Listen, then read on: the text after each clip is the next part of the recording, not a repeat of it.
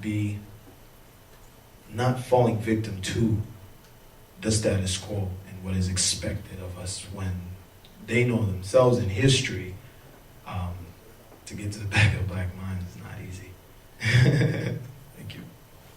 Well, what does it mean then to be a man? I had something. It's called a Ricky Lake moment. Dr. Mason, to your question, you said, what is it to be a man or black man? What does it mean to be a man or black man? Okay, African American. Okay, for me, being a black man is, I've learned not to buy into the stereotypes, which kind of holds me, it used to hold me and keep me stuck mentally. So, you know, it's really, you know, that was really it. And I hope y'all understood what I just said, because it was like the stereotypes that held me stuck for so long. Because as you know, I'm graduating in May, and I had to learn some things, and there was some help with some good instructors, people that had my best interests and wanted to see me do well and finish school, because there was times I wanted to give up. So being a man was, for me, was being responsible. I couldn't go to the club no more. I mean, you know, I couldn't do the things I used to do when I was being immature. So I knew what I had to do when I came back to school, when I decided I had to go to school. I said, I gotta man up, I gotta stand up in PPE, I can't sit down no more. That's you know, man, it's time to man up. You know, it was just time to man up, you know, and I just felt, I got a 13-year-old son, and he want things, he looking at me, he watch everything I do, he watch how I talk, he want what I got, he want to go to, you know, and I knew it was time to, like, it's time, man, you know, so it was buying into the stereotypes, I think. I think I'm gonna pass it on, because that was a hard question for me. Well, it ain't finished. Okay. Doing our book club, you can pass it on. You Oh, okay. I thought you were putting the focus on Ben today or something. You do that in my office. But over the break, in reading the book Brother to Brother, we talked about manhood. Who told you you weren't men? And how did that make you feel? Trying to answer that question to the best of my ability. No one ever told me I was a man. I was never told that I was a man. One of the hardest things for me to realize is after becoming a man or understanding who I was, that I learned everything from a woman.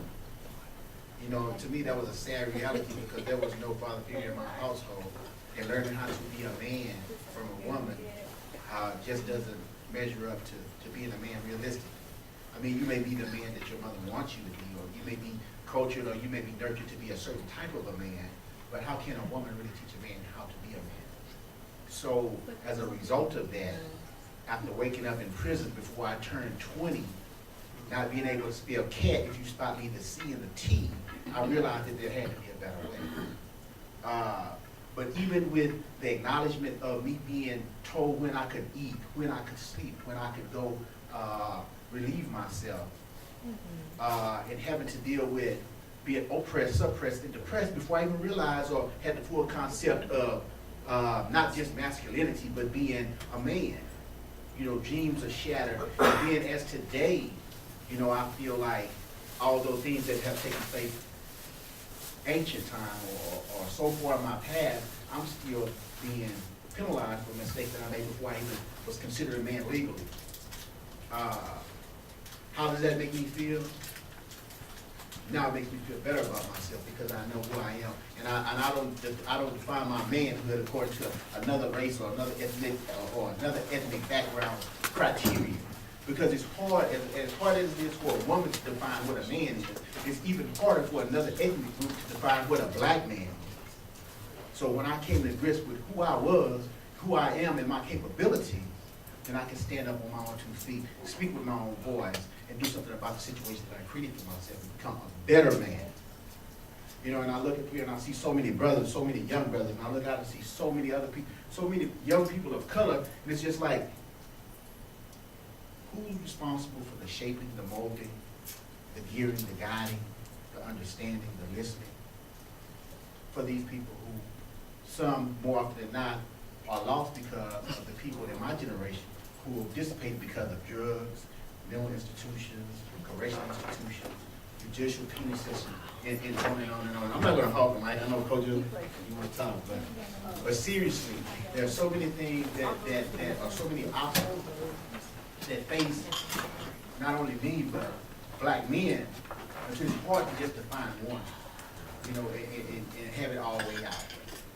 You know, but what I can say is to be encouraged, to stay strong, and to support, and to be there for not just my brother, but your son, your nephew, you know, the guy down the street, the guy that used to sit up on the corner, the guy that's in the back of the Burger King. You know, these are just small things that if you just wait, the issue become paramount in so many people's lives. You know, and having said that, I hope that somebody can understand what I said. If not, maybe you'll get it later. But